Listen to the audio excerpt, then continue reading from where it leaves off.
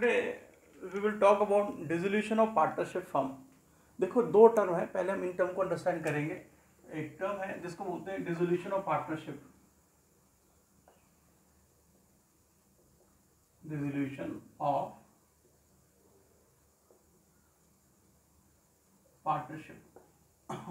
और जो second term है that is known as what, that is known as dissolution of, मैंने dissolution shortcut में लिख दिया आपके, ठीक है. Dissolution of partnership firm. कई बार तो बच्चे क्या करते हैं, दोनों को समझते हैं कि दोनों एक ही चीज है. That dissolution of partnership and dissolution of partnership both are one and the same thing. But ऐसा बिल्कुल भी नहीं है.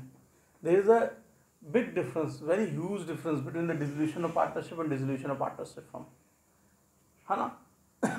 तो जरा सा try to understand what is the difference between the dissolution of partnership and dissolution of partnership firm. जल्दी से हम डिफरेंस को भी अंडरस्टैंड करने की कोशिश करेंगे.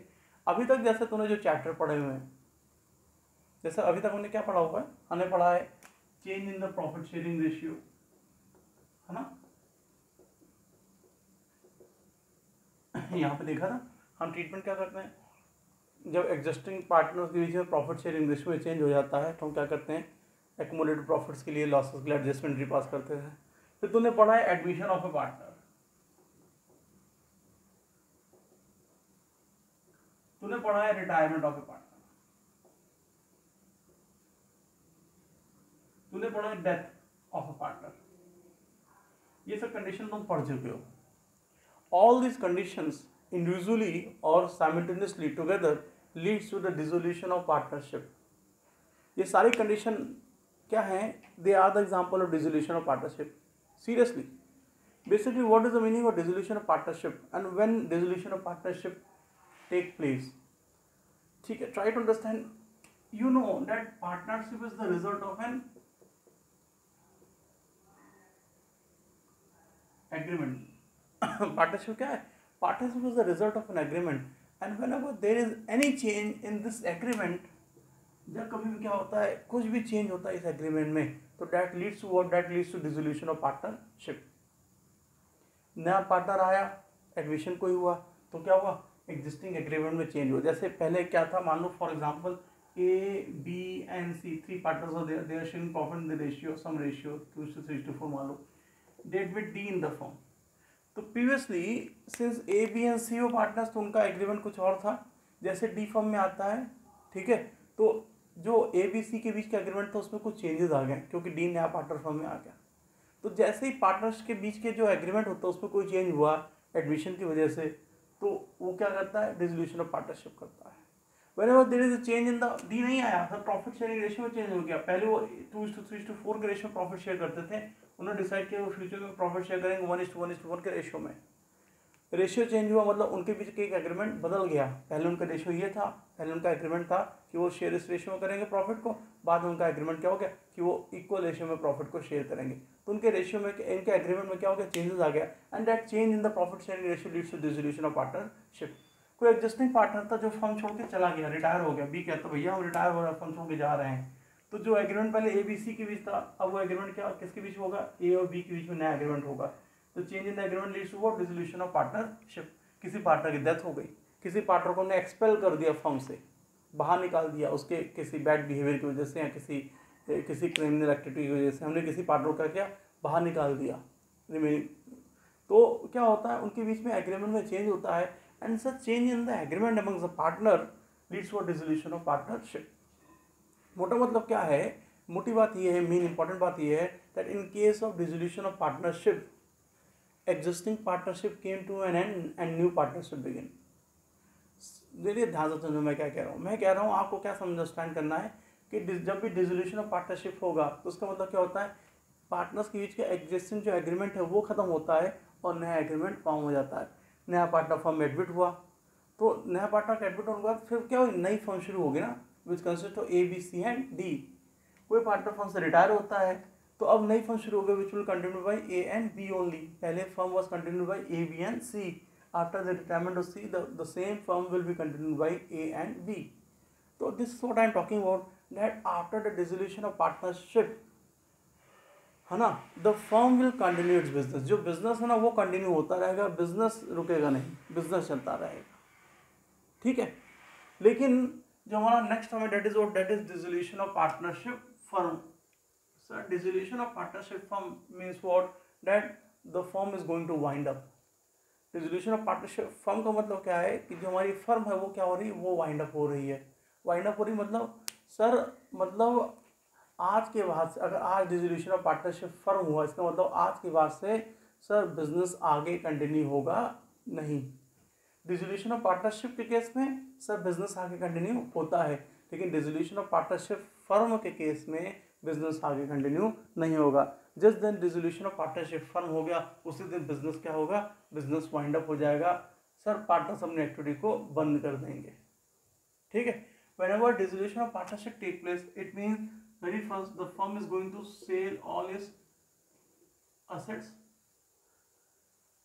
जब भी डिसोल्यूशन ऑफ पार्टनरशिप फर्म होगा तो फर्म करेगी क्या सर, फर्म अपने सारे के सारे एसेट्स को बेचेगी, और उन एसेट्स को बेच के जो इनफो जो मनी आएगा, फर्म का जो पैसा आएगा, फर्म उससे क्या करेगी, अपनी सारी जो लाइबिलिटीज है उन लाइबिलिटीज को पे ऑफ करेगी। लाइबिलिटीज को पे ऑफ करने के बाद अगर कुछ बचता है तो उसी बचे खुचे अमाउंट को फर्म क्या करेगी, हैंड ओवर कर लेगी पार्टनर को, उनका कैपिटल रिफंड करेगी, कैपिटल रिफंड होगा। तो this is what I am talking about, that whenever dissolution of partnership firm take place, तो व्हाट विल हैपन मींस, अगर आज डिसोल्यूशन ऑफ पार्टनरशिप फर्म हुआ तो मतलब आज के बाद से फर्म आगे अपने बिजनेस को कंटिन्यू नहीं करेगी। इसका मतलब क्या है कि फर्म आज अगर डिसोल्यूशन पार्टनरशिप फर्म हो रहा है, इसका मतलब क्या है, फर्म अपने सारे के सारे जितने उसके एसेट्स थे उन सारे एसेट्स को क्या करेगी, बेच देगी, आउटसाइड मार्केट्स में बेच देगी। बेच के जो पैसा आएगा उस पैसे से क्या करेगी, अपनी सारी एक्सटर्नल लाइबिलिटीज़ का पेमेंट करेगी, और अगर एक्सटर्नल लाइबिलिटीज़ का पेमेंट करने के बाद कुछ बचता है तो उस पैसे को क्या करेगी, फर्म यूज़ करेगी अपने पार्टनर्स के कैपिटल को रिफंड करने के लिए, है ना। So what is the main difference between dissolution of partnership and dissolution of partnership firm? The main difference between these two is that in case of dissolution of partnership, the firm will continue its business. The firm will be continued, or the business of the firm will be continued. Business will be continued. है ना। जब कभी dissolution of partnership होता है तो क्या होता है, बिजनेस पर कोई प्रभाव नहीं पड़ता है, बिजनेस कंटिन्यू होता रहता है उसी नेम के अंडर, उसी कॉमन नेम के अंडर। लेकिन whenever dissolution of partnership firm will take place, it's mean the firm will discontinue its business, firm आगे इस डेट के बाद से अपने बिजनेस को डिसकंटिन्यू कर देगी, कंटिन्यू नहीं करेगी। And one more important difference, that dissolution of partnership firm automatically leads to dissolution of partnership। अगर डिसोल्यूशन ऑफ पार्टनरशिप फर्म हो रहा है तो अपने क्या होगी, जो पार्टनरशिप थी वो डिसॉल्व हो जाएगी। But dissolution of partnership does not always lead to dissolution of partnership firm. ये भी एक इंपॉर्टेंट डिफरेंस है सर। यहाँ पे बिजनेस कंटिन्यू होता है, यहाँ पे बिजनेस डिसकंटिन्यू हो जाता है, और जब कभी डिसोल्यूशन ऑफ पार्टनरशिप फर्म होगा इसका मतलब अपने आप जो एग्जिस्टिंग पार्टनरशिप थी वो डिसॉल्व हो गई, खत्म हो गई। लेकिन ये बिल्कुल भी ज़रूरी नहीं है कि हर बार डिसोल्यूशन ऑफ पार्टनरशिप से डिसोल्यूशन ऑफ पार्टनरशिप फर्म हो ही हो, ऐसा बिल्कुल भी कंपल्सरी नहीं है। इसके साथ साथ अगर मैं तुमसे बात करूं अकाउंट्स की, तो सर आप इन केसेस में जब कभी डिसोल्यूशन ऑफ पार्टनरशिप होता था तो आप क्या करते थे, आप बना रहे होते तो वहां पे पहला अपना रीवैल्यूएशन अकाउंट बनाते थे ना। पहला अकाउंट कौन सा, रीवैल्यूएशन, मैं पूरा नाम भी लिख दे रहा हूँ, ठीक है, शॉर्ट टर्म लिखा हुआ तो समझना, revaluation account. So why you prepare the revaluation account, to do the reassessment of the values of assets and liabilities. Assets और लायबिलिटीज की जो चेंज वैल्यू है उन चेंज वैल्यू को कंसिडर करने के लिए क्या बनाते थे, आप रीवैल्यूएशन अकाउंट बनाते थे, है ना। दूसरा क्या बनाते थे, आप बनाते थे partners capital account. So why we prepare the partners capital account, we prepare the partners capital account, है ना, to know the closing capital of the partners, जिसको कहाँ शो करते थे, नई वाली बैलेंस शीट पे शो करते थे। याद है, तुमने सारे क्वेश्चन देख लिए, यहाँ से यहाँ तक के सारे क्वेश्चन देख लिए, तुमने सब में ये किया, रीवैल्यूएशन अकाउंट बनाया। क्यों बनाया रीवैल्यूएशन अकाउंट, सर असेट्स और लायबिलिटीज की चेंज वैल्यू को रिकॉर्ड करने के लिए। हाँ, अगर क्वेश्चन में कहीं मेंशन है कि असेट्स और लायबिलिटीज़ की चेंज वैल्यू को रिकॉर्ड नहीं करना है तो रिवैल्यूएशन अकाउंट नहीं बनाते थे, तो एडजस्टमेंट ही पास कर लेते थे। सेकंड चैप्टर उन्होंने सीखा रहा, change in the profit change ratio वाले चैप्टर में। लेकिन अभी जनरली हमने सारे क्वेश्चन रिवैल्यूएशन अकाउंट बनाते थे। फिर क्या बनाते थे, हम सब पार्टनर्स का कैपिटल अकाउंट बनाते थे। क्यों पार्टनर्स का कैपिटल अकाउंट बनाते थे, हम पार्टनर्स का कैपिटल अकाउंट इसलिए बनाते थे ताकि हम पार्टनर्स के कैपिटल के क्लोजिंग वैल्यू को जान पाएँ। और सर जब हम पार्टनर्स कैपिटल को क्लोजिंग बैलेंस को जान जाते थे तो उसके साथ हम एक अकाउंट और बनाते थे, एक्चुअली अकाउंट नहीं स्टेटमेंट बनाते थे, that is known as balance sheet. This is the statement. Balance sheet कभी अकाउंट नहीं होता, बैलेंस शीट क्या है, स्टेटमेंट है।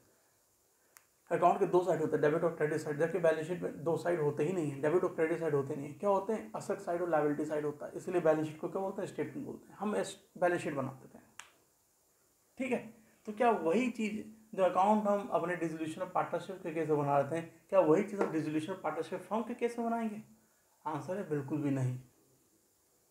हम यहाँ पे क्या बनाते थे, रिवैल्यूएशन अकाउंट, लेकिन हम यहाँ पता क्या बनाएंगे, ओरियल विल प्रिपेयर रियलाइजेशन अकाउंट।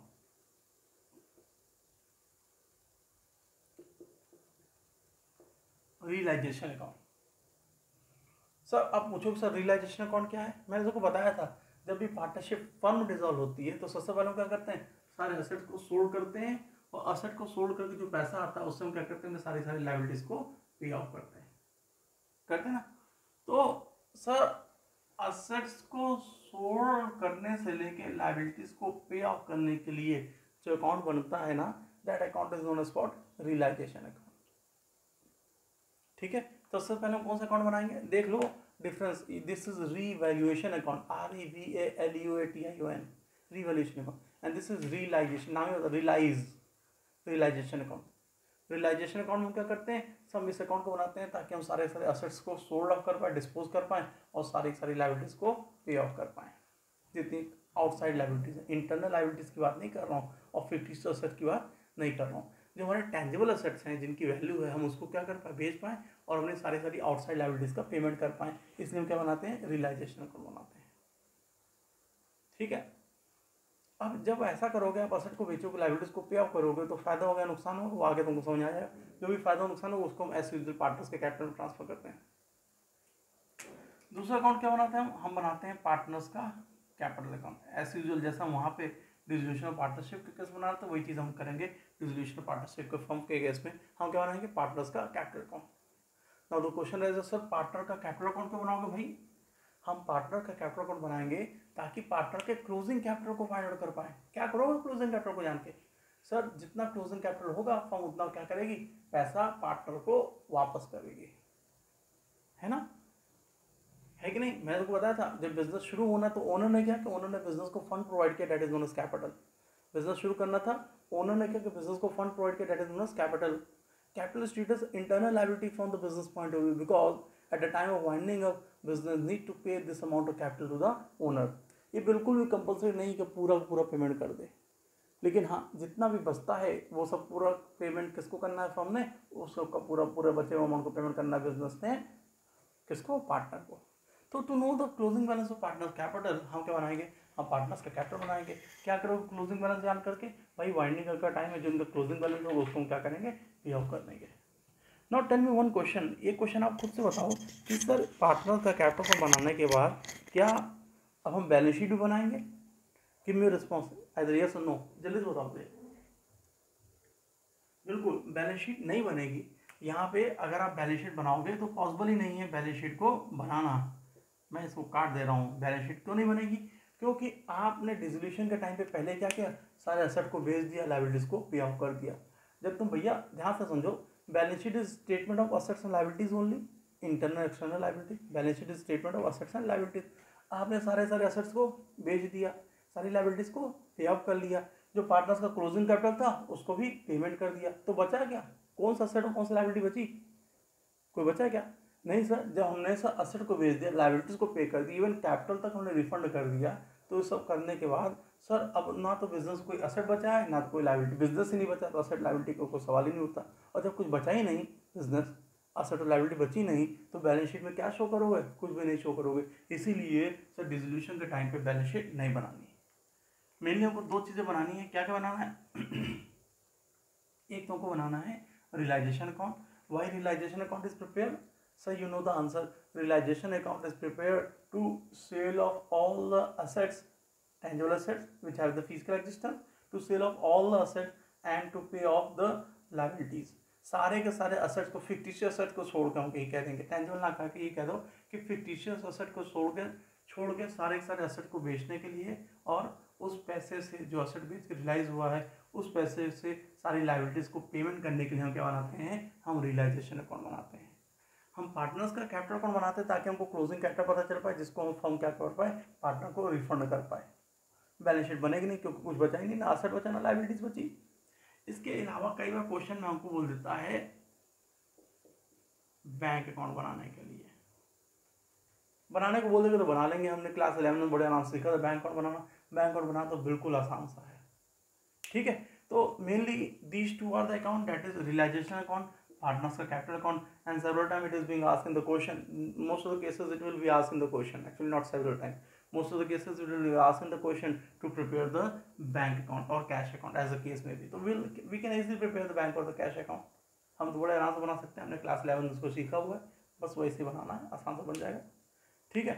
तो now it is very much clear that at a time of dissolution of partnership firm, see at a time of dissolution of partnership firm, mainly three accounts are prepared, that is realization account, partners का capital account and cash और bank account, that is optional but we need to prepare, ठीक है।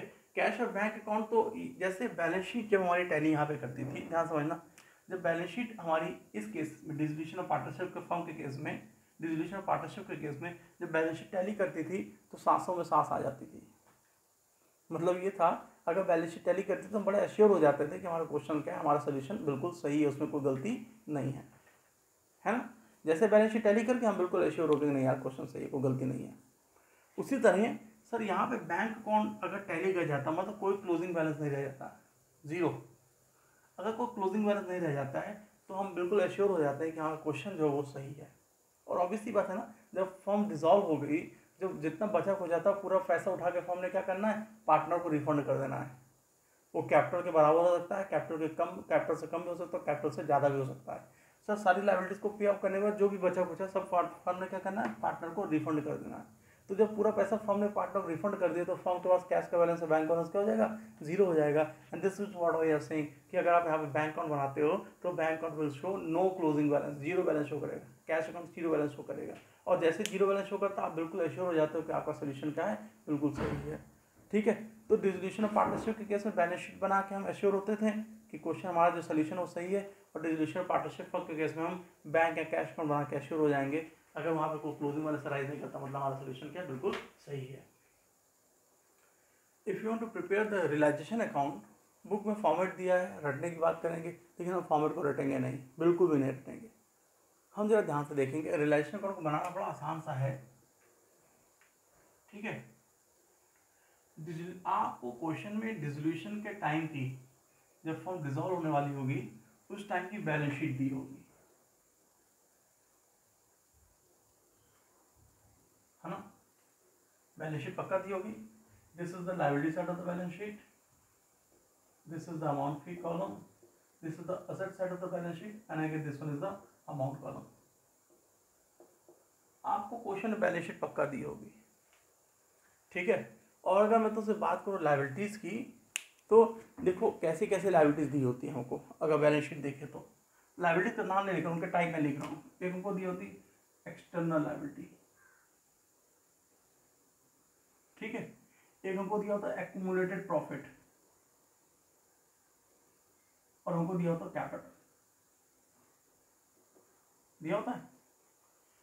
तो ये जो हमारा accumulated profit और जो हमारा कैपिटल है, this will form part of our internal liability. तो अगर मैं तुमसे लायबिलिटी साइड की बात करूँ तो हमको दो तरह की लायबिलिटी दी हुई है। कैसी कैसी लायबिलिटी दी हुई है, एक्सटर्नल लायबिलिटी, दूसरे वहाँ कैसी लायबिलिटी दी है, internal liability. In the same way अगर मैं तुमसे असेट्स की बात करूँ तो असेट्स में हमको कैसे असेट्स दिए होते हैं, एक हमको टेंजिबल असेट्स दिए होते हैं, एक हमको इनटेंजिबल असेट्स दिए होते हैं, और एक हमको फिक्टिशियस असेट दिए होते हैं। फिक्टिशियस असेट का मतलब यहाँ पे क्या है, एक्चुअली ऐसे असेट्स जो कि असेट का नेचर शो करते हैं, मतलब they are showing debit balance लेकिन वो असेट होते नहीं हैं, because no future benefit is being derive from them. वो डेबिट बैलेंस तो शो कर रहे हैं, ठीक है, लेकिन उनसे कोई फ्यूचर बेनिफिट डिराइव नहीं होता है, इसलिए सर वो हमारे असेट नहीं होते, उनको क्या बोलते हैं, फिक्टिशियस असेट बोलते हैं, है ना। तो बैलेंस शीट में ये सब चीज़ें दी होती हैं और इनका टोटल हमेशा क्या होता है, टैली करता है। अब आपको क्वेश्चन में बैलेंस शीट तो दी हुई है। If you want to prepare the realisation account, अगर आपको रियलाइजेशन अकाउंट बनाना है तो देखो हम करेंगे क्या, बड़ा आसान से काम है सर। बैलेंस शीट में जो हमको लायबिलिटीज दी हो, कैसी liabilities, mainly I am talking about the external liabilities this, ठीक है, not about the internal liabilities, because this internal liability will be shown in the balance sheet, sorry very sorry, partners capital account. यहाँ पे जब capital आ रहा है वो क्या होगा, पार्टनर्स कैपिटल का ओपनिंग कैपिटल हो जाएगा। एक्यूमुलेटेड प्रॉफिट एज यूजुअल जो तुम पहले करते चले आते हैं, इसको क्या करोगे आप पार्टनर्स के कैपिटल में ट्रांसफर कर दोगे, ठीक है।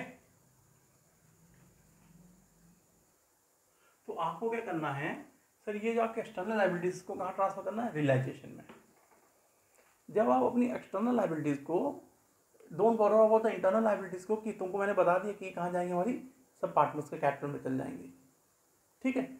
जो हमारी एक्सटर्नल लायबिलिटीज हैं इनको कहाँ ट्रांसफर करना है, रियलाइजेशन में। अब ये हमारी एक्सटर्नल लायबिलिटीज जो है ये कौन सा बैलेंस शो कर रही होंगी, ये पक्की बात है, ये क्रेडिट, यहाँ लिखना तो गलत है लेकिन मैं लिख देता हूँ, उल्टा होता है, ये क्रेडिट बैलेंस शो कर रही होंगी। जब हम इनको रियलाइजेशन में ट्रांसफर करेंगे, सबसे पहला काम क्या करेंगे, रियलाइजेशन बनाते हैं तो जितनी हमारी एक्सटर्नल लायबिलिटीज है उनको रियलाइजेशन ट्रांसफर करते हैं और अपने सारे एसेट्स को भी रियलाइजेशन में ट्रांसफर करते हैं। अभी मत पूछना क्यों, थोड़ी देर होल्ड करना, तुमको मेरा बात अपने आप समझ में आ जाएगी क्यों, ठीक है। तो अब देखो ध्यान से, हम एक्सटर्नल लायबिलिटीज को कहाँ ट्रांसफर करेंगे, रियलाइजेशन में। लायबिलिटीज जो हमारी एक्सटर्नल लायबिलिटी जो हमारी है, since they are showing with balance, credit balance, इनको कहाँ ट्रांसफर करना है, रियलाइजेशन में। मैंने आपसे पहले बता दिया रियलाइजेशन का नेचर कैसा होता है, नॉमिनल अकाउंट होता है, ठीक है, बड़ा आसान सा है। और जब आप एक अकाउंट के बैलेंस को दूसरे अकाउंट में ट्रांसफर करते हैं ना, तो देखो क्या है, since it is showing credit balance, अब इसको कहाँ ट्रांसफर करना है, रियलाइजेशन में। तो मतलब यहाँ से बैलेंस निकालोगे तो उसको जीरो करना होगा, तो आप इसके बैलेंस को जीरो करने से उसको क्या करेंगे, डेबिट करेंगे। वो पहले एक्सटर्नल लायबिलिटीज पहले क्रेडिट बैलेंस शो कर रही थी, हम एंट्री में डेबिट करेंगे, डेबिट क्रेडिट इफेक्ट क्या हो जाएगा, नील हो जाएगा। और जब कभी आप क्रेडिट बैलेंस को दूसरे अकाउंट में ट्रांसफर करते हो, तो जिस अकाउंट में आप क्रेडिट बैलेंस ट्रांसफर करते हो अकाउंट क्या होता है, क्रेडिट बैलेंस शो करने लग जाता है। होपफुली मेरी बात समझ आ रही है। तो for transferring your external liability to your realization, this is the rule actually, ठीक है। हमारे external liabilities of previously showing the credit balance, इसको आप कहाँ ट्रांसफर कर रहे हो, रियलाइजेशन में, मतलब यहाँ से बैलेंस निकाल लो, इसको जीरो करने, इसको क्या करोगे आप, डेबिट करोगे। रेक्टिफिकेशन ऑफ एरर क्लास 11 में आपने एक चीज़ सीखी भी थी, इसको डेबिट करोगे। और when you are transferring a credit balance to another account, तो अकाउंट अपने आप क्या होगा, क्रेडिट हो जाएगा, है ना। मतलब लायबिलिटीज के फिगर से realization start show the credit balance, liabilities always shows the credit balance. Since we are transferring the liabilities to the realization, तो realization will start to show the credit balance. और हमारी entry क्या बनेगी, हमारी entry बन जाएगी it is external liabilities account debit to realization account. If this is the entry, तो can you go for the posting? Easy, you can go for the posting ना sir. Since realization credit था entry में, हम account के credit side पे आएंगे और यहाँ क्या लिखेंगे, बाई एक्सटर्नल लायबिलिटीज, ठीक है। फिलहाल वहाँ पे नाम दिया होगा जितनी लायबिलिटीज, जैसे क्रेडिटर्स हो गया, बैंक लोन हो गया, उन सब का नाम दिया होगा, बिल्स पेपर हो गया। फिलहाल हमने यहाँ पे उनको सबको कैसे रिप्रेजेंट कर दिया, with single term that is external liabilities. तो आपने क्या किया, रियलाइजेशन के क्रेडिट उसकी पोस्टिंग कर दी, जो भी फिगर हो वो लिख दोगे यहाँ पे, ठीक है। Suppose the figure of external liabilities 1 lakh, तो रियलाइजेशन के क्रेडिट में कितना लिखोगे आप लिखोगे 1 लाख, मैं फिगर लिख दे रहा हूँ, ठीक है। इसी तरह जो हमारे असेट्स थे उस पर तो क्या करेंगे, उन असेट्स में से अपने टेंजिबल और इनटेंजिबल असेट्स को भी हम क्या करेंगे, रियलाइजेशन में ट्रांसफर करेंगे। तो तुम मेरे से पूछो sir what about the fictitious asset, sir as usual जो हमारे फिक्टिशियस असेट थे, ये लॉस, एक्चुअली लॉस क्या करेगा, this loss will reduce the balance of partner का कैपिटल। जो लॉस वो क्या करेगा, वो पार्टनर के कैपिटल के बैलेंस को रिड्यूस करेगा, मतलब पार्टनर के कैपिटल में जाएगा। जैसे कैपिटल ओपनिंग बैलेंस बन जाएगा पार्टनर कैपिटल में, एक्यूमुलेटेड प्रॉफिट पार्टनर के कैपिटल के बैलेंस को बढ़ा देगा, तो एक्यूमुलेटेड लॉस क्या करेगा, पार्टनर के कैपिटल बैलेंस को घटा देगा। But what about the tangible and intangible assets? So these tangible and intangible assets will be transfer to the realisation account. Why? अभी आंसर पता चल जाएगा क्यों। ठीक है, तो सर अब देखो ये जो हमारे टेंजिबल एंड इंटेंजिबल एसेट्स ये कौन सा बैलेंस शो करेंगे? They are showing the debit balance, पक्की बात है, because this is the asset side. अब जब आप क्या करोगे, देखो मैं यहाँ लिख दे रहा हूँ, ठीक है, I am writing with the red pen कि tangible and intangible assets they are showing debit balance. आपको उसको कहाँ ट्रांसफर करना है? You have to transfer this to your realisation account. तो when you transfer a debit balance to the realisation account, इसको debit था, आपने बैलेंस को यहाँ ट्रांसफर करना है, तो उसके बैलेंस को जीरो करने के आप इसको क्या करोगे? क्रेडिट करोगे। And you know it very well, जब आप डेबिट बैलेंस को दूसरे अकाउंट में ट्रांसफर करते हो तो दूसरे अकाउंट क्या होगा? डेबिट हो जाएगा। तो आपकी एंट्री क्या बन जाएगी? आप पढ़े आराम से एंट्री बात करते, that is realization account debit to tangible assets and to intangible assets. Now if this is the entry for transferring the balance of assets to your realization account, so accordingly you can go for the posting. Now see in this entry आपका realization क्या है? Debit है, आप account का debit side पर क्या लिखोगे? To tangible assets and to intangible assets, whatever is the figure, जो भी फिगर होगा वो लिख दोगे, है ना। सपोज कोई फिगर डाल देते मैंने मन से, मान लो इनका फिगर है 20,000 टेंजिबल एसेट्स का, और इनका फिगर कितना है यहाँ, इसका 30,000 कर दे टेंजिबल एसेट्स का, और इनका कितना करते हैं, इनकम कर देते हैं 60,000 इनटेंजिबल एसेट्स का। ठीक है, तो sir what ever the figure will write the figure over here, the tangible asset costing for rupees 30,000 with intangible asset costing for rupees 60,000। हो गया। अब आप मेरी बात ध्यान से देखो, when you transfer your external liabilities to your realisation account, आपका एक्सटर्नल लायबिलिटीज क्या होगी? जीरो हो गई। आपने पेमेंट नहीं किया, आपने सिर्फ उसे ट्रांसफर किया। जैसे हमने ट्रांसफर किया, एक्सटर्नल लायबिलिटीज यहाँ पर क्रेडिट बैलेंस शो करी थी, एंट्री में क्या हुई हमारी? डेबिट हो गई। तो यहाँ पे डेबिट, यहाँ पे क्रेडिट, ऐसा क्या हो गया? नील हो गया। And because of that balance of external liabilities, realization start to show the credit balance. External liabilities के फिगर से रियलाइजेशन क्या है? क्रेडिट बैलेंस शो कर रहा है, देखो यहाँ पे। और when you transfer your assets to the realisation account, तो यहाँ पे असेट्स हमारे डेबिट थे, एंट्री में क्या हो गया? यहाँ पे वो क्रेडिट हो गए, डेबिट और credit effect nil, and because of those assets our realization start to show the debit balance. हो रहा है कि नहीं हो रहा है? असेट्स की वजह से रियलाइजेशन डेबिट बैलेंस शो कर रहा है, और लायबिलिटीज की वजह से रियलाइजेशन क्रेडिट बैलेंस शो कर रहा है। ठीक है, यहाँ तक क्लियर है? Is it clear to all of you? जैसे मैंने क्या किया, मैंने असेट्स को रियलाइजेशन और ट्रांसफर किया, तो असेट के बैलेंस जीरो हो गए, and because of those balances realization start show the debit balance. और जैसे मैंने लायबिलिटीज को ट्रांसफर किया, लायबिलिटीज के बैलेंस क्या हो गए? जीरो हो गए, and realization start to show the credit balance. हो रहा है ऐसा? अब सर अब तो असेट के बैलेंस फॉर्म में जीरो है, ठीक है। अब मान लो असेट बिकता हो, पैसा रियलाइज हुआ, असेट बेच रहे हो तुम। अब अगर असेट बेच रहे हो, तुमने एंट्री कहीं कर दी, मान लो गलती से तुमने एंट्री कर दी बैंक अकाउंट डेबिट टू ये हमारा टेंजिबल असेट, तो एंट्री सही रहेगी? Tell me. अगर आप असेट बेचते हो और आप एंट्री असेट को सोल्ड करने करते हो, जो पहले करते थे, bank on debit to tangible assets, जो भी असेट का नाम हो गया ना, land and building, plant machine, कुछ भी, मैंने उनको रिप्रेजेंट कैसे किया? टेंजिबल असेट से। ठीक है, आपने असेट को सोल्ड किया और आपने एंट्री किया उसकी bank on debit to tangible assets, साथ साथ लिखना है तो लिखो टू इनटेंजिबल असेट्स, यहाँ खाली टेंजिबल लिखो, बहुत है, टू टेंजिबल असेट्स। तो सही रहेगा नहीं रहेगा? सही। Tell me whether this entry is correct or not. If you pass this entry for the sale of asset, that is bank on debit to tangible asset, तो एंट्री गलत क्यों हो जाएगी? The reason being that asset हमारा पहले tangible debit balance show कर रहा था, मैंने जैसे इसको रियलाइजेशन और ट्रांसफर किया तो मैंने tangible asset को कर दिया क्रेडिट, यहाँ पे डेबिट था, यहाँ क्रेडिट इफेक्ट नील हो गया। और अब जब हम असेट बेचेंगे और एंट्री करते हैं, मान लो bank on debit to tangible asset, तो it means what sir? Total the tangible asset will start to show the credit balance, जो कि गलत हो जाएगा। Asset will never show the credit balance, asset will always show either the debit balance और zero balance. Assets कभी भी credit balance show कर सकता नहीं है ना। तो अब देखो क्या होगा, मैं तुमको पहले बताया था, हमारा रियलाइजेशन अकाउंट कौन सा अकाउंट है? तो इसका नेचर कैसा है? नॉमिनल नेचर है, मुंह को लिख दे रहा हूँ, ठीक है। जब आप असेट बेचोगे ना, तो आपकी एंट्री क्या होगी? ध्यान से देखना, आपकी एंट्री होगी बैंक अकाउंट डेबिट असेट बेचे तो पैसा आएगा, इसलिए बैंक को क्या करेंगे, डेबिट करेंगे। लेकिन 2 इस बार हम असेट, टेंजिबल असेट का नाम नहीं लिख सकते, तुमने रीजन जान लिया, क्योंकि अगर नाम लिख दिया तो वो क्या होगा, क्रेडिट बैलेंस शो करने लग जाएगा। आपने असेट के बैलेंस को कहाँ ट्रांसफर किया है, रियलाइजेशन में। दिस रीजन हम किसको क्रेडिट करेंगे, रियलाइजेशन अकाउंट को क्रेडिट करेंगे। अब असेट की जगह कौन सा डेबिट बैलेंस शो कर रहा है, टेंजिबल असेट की जगह realization account debit balance show कर रहा है। इसे जब फर्म से असेट जाएगा तो हम किसको क्रेडिट करेंगे, हम रियलाइजेशन को ही क्रेडिट करेंगे। करना तो क्रेडिट असेट को था, लेकिन असेट को क्रेडिट नहीं कर सकते क्योंकि असेट को बैलेंस को रियलाइजेशन में ऑलरेडी ट्रांसफर कर दिया है। दिस इज रीजन हम किसको क्रेडिट करेंगे, रियलाइजेशन को क्रेडिट करेंगे। तो this entry will pass for sale of assets. ठीक है, hopefully the entry is clear ना। एंट्री क्लियर तो मुझे बताओ, मैं आगे प्रोसीड करूंगा।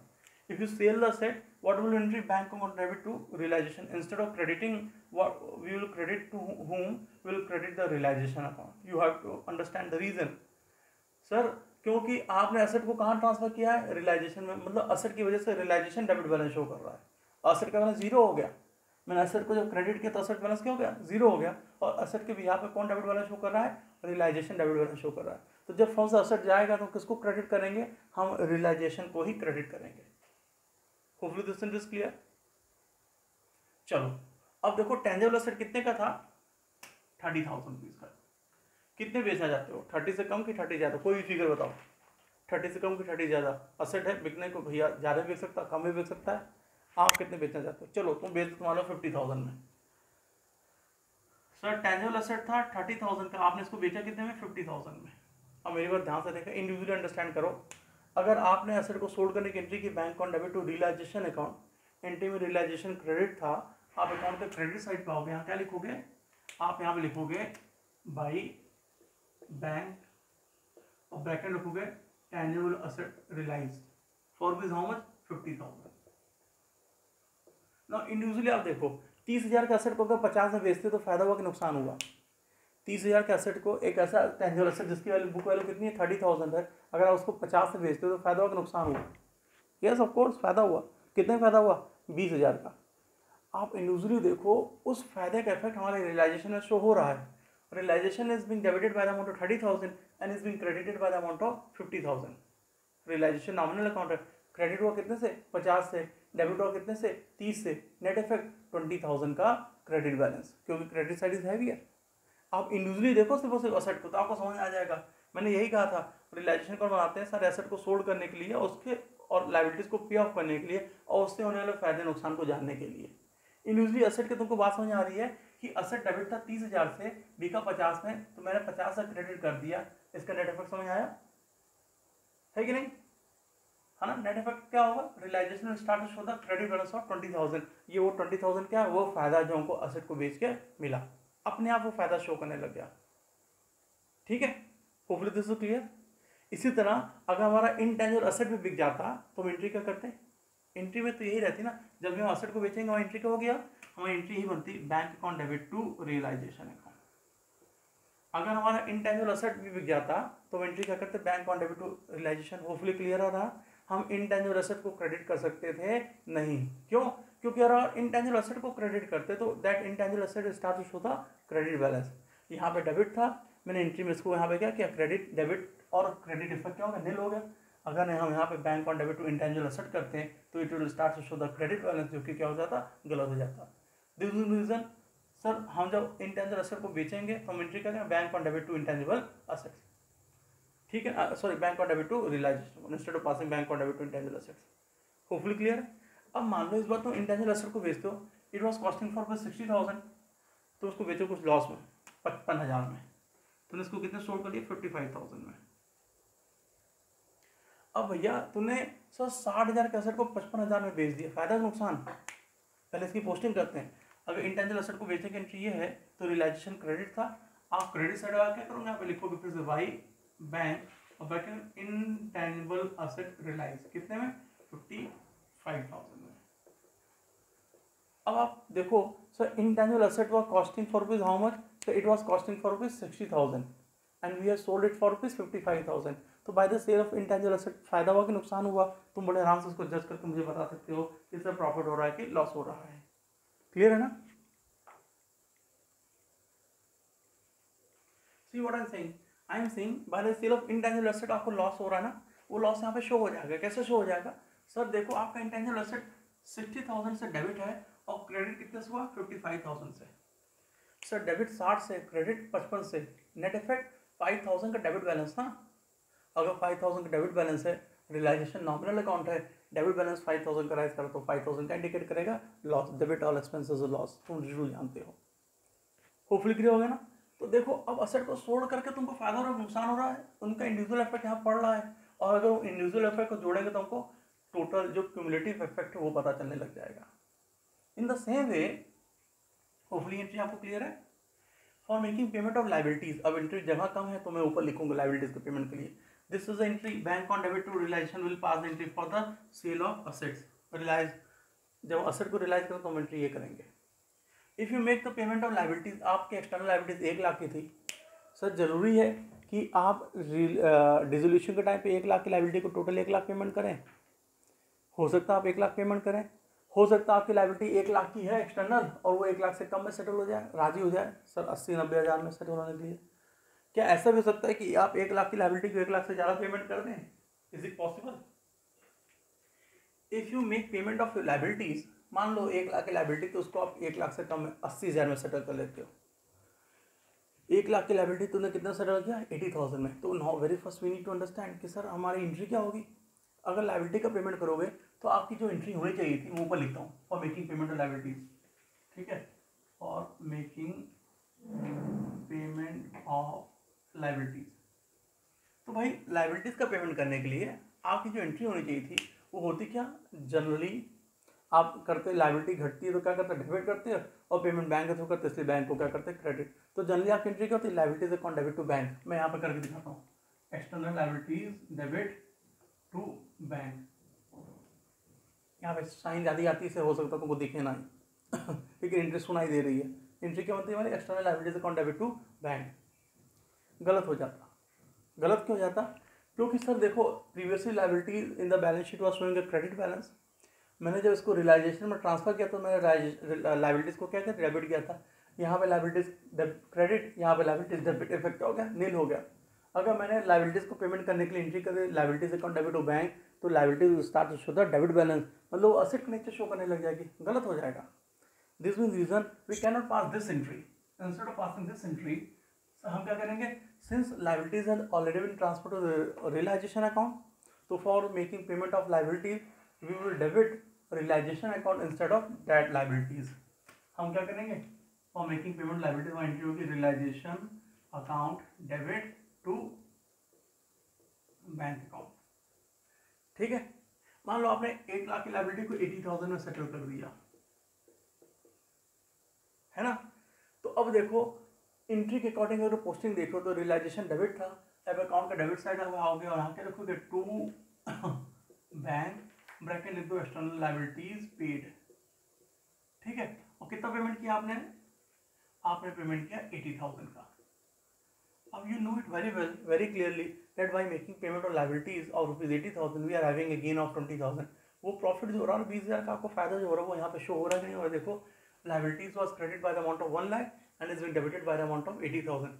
1 लाख से क्रेडिट, 80,000 से डेबिट, नेट इफेक्ट 20,000 का क्रेडिट बैलेंस। वो क्रेडिट बैलेंस क्या इंडिकेट करेगा, प्रॉफिट इंडिकेट करेगा। होपफुली क्लियर है, एंट्रीज भी क्लियर है, क्या क्या एंट्रीज हम पास कर रहे हैं सर। हम सबसे पहले क्या, जब रियलाइजेशन अकाउंट बनाना है तो आपको क्या करना है, आपको अपने सारे एक्सटर्नल, मैं स्टेप रिमाइंड करा रहा हूँ आपको। जब आपको रियलाइजेशन अकाउंट बनाना तो सबसे पहले आपको क्या करना है, आपको अपनी सारी एक्सटर्नल लाइबिलिटीज को रियलाइजेशन में ट्रांसफर करना है और सारे असेट्स को एक्सक्लूडिंग फिक्टिशियस असेट्स को रियलाइजेशन में ट्रांसफर करना है। उसके बाद ट्रांसफर की एंट्री ये तुमको दिख रही थी। उसके बाद जब असेट को बेचोगे तो असेट को बेचने के bank account debit to realisation होगी। Instead of crediting the assets we will credit the realisation because assets has already been transfer to the realisation account. और जब वो लाइबिलिटीज को पे आउट करोगे तो लाइबिलिटीज को पे आउट करने के एंट्री क्या होगी, realisation account debit to bank, because sir liabilities has already been transfer to the realisation account, इसलिए हम रियलाइजेशन को डेबिट कर रहे हैं, क्रेडिटर को नाम इन लाइबिलिटीज को डेबिट नहीं कर रहे हैं, ठीक है। और अब देखो इनका क्यूमुलेटिव इफेक्ट, जब आप क्या करोगे, आप इसको करोगे बैलेंस, तो आपको लाइबिलिटीज को, असेट को सोल्ड करके और लाइबिलिटीज को पे ऑफ करने के बाद का प्रॉफिट पता चल जाएगा कि बाय द एंड सर ऐसा करके फर्म प्रॉफिट में रही कि फर्म को लॉस हुआ। ठीक है, अगर तो इंडिविजुअल ट्रांजेक्शन याद करो तो सर ध्यान से देखना, मैं रेट में से लिखूंगा 30,000 का ये टेंजिबल एसेट था, हमने इसको बेचा 50 में, यहाँ पे फायदा कितने का हुआ था सर, हमको यहाँ पे फायदा हुआ था 20,000 का। ठीक है, 60,000 रुपये का ये था इंटेंजिबल एसेट, हमने इसको बेचा 55 में, हमको लॉस कितने का हुआ था 5,000 रुपये का। ठीक है सर, 20,000 ये हमारी एक्सटर्नल लायबिलिटी थी 1 लाख की, हमने इसको पेमेंट किया कितना 80,000 में, फायदा कितने को 20,000 का। ठीक है, तो टोटल देखो फायदा कितने को रहा 20 + 20 40, 40 - 5 इक्वल टू 35,000 रुपये का टोटल फायदा आ रहा है। ठीक है, तो अगर मैं इन सबको बैलेंस कर लूँ तो मुझे एक्यूमुलेटेड प्रॉफिट देखो कितना मिलेगा 35,000, देखो आ रहा नहीं आ रहा है, इस साइड टोटल कितना आएगा 2,05,000 है ना, उसी तरह मैंने यहाँ पे लिख दिया 2,05,000। Now will find the difference figure 0 0 0 10 में 5 5 0 8 से 14 15 16 17 30 70 का 3 आ गया 35,000। इंडिविजुअली मैंने फाइंड आउट देखो समझाया था और मैंने कलेक्टर यहाँ पर रिप्रेजेंट कर दिया सर, क्योंकि ये क्रेडिट बैलेंस है 35,000 का, इसलिए क्या है प्रॉफिट है, और मैंने यहाँ लिख दिया to realisation profit transfer to partners capital account. कौन कौन से पार्टनर हैं, जो भी पार्टनर होंगे, मान लो ABC, हम ABC के कैपिटल क्या करेंगे, इस रियलाइजेशन प्रॉफिट को ट्रांसफर कर देंगे किस रेशियो में, उनके प्रॉफिट शेयरिंग रेशियो में। What is the profit sharing ratio that were given to in the question, हम उसी रेशियो में क्या करेंगे, इसको ट्रांसफर कर देंगे। तो this is the basis for preparing your realisation account. Realisation के टाइम पे हम असेट को सोल्ड करने के लिए एंट्री करते हैं bank on debit to realisation, मैंने तुमको उसका लॉजिक को समझाया, और लायबिलिटीज को पे ऑफ करने के एंट्री करते हैं realisation on debit to bank, मैंने तुमको उसका वही लॉजिक समझा दिया।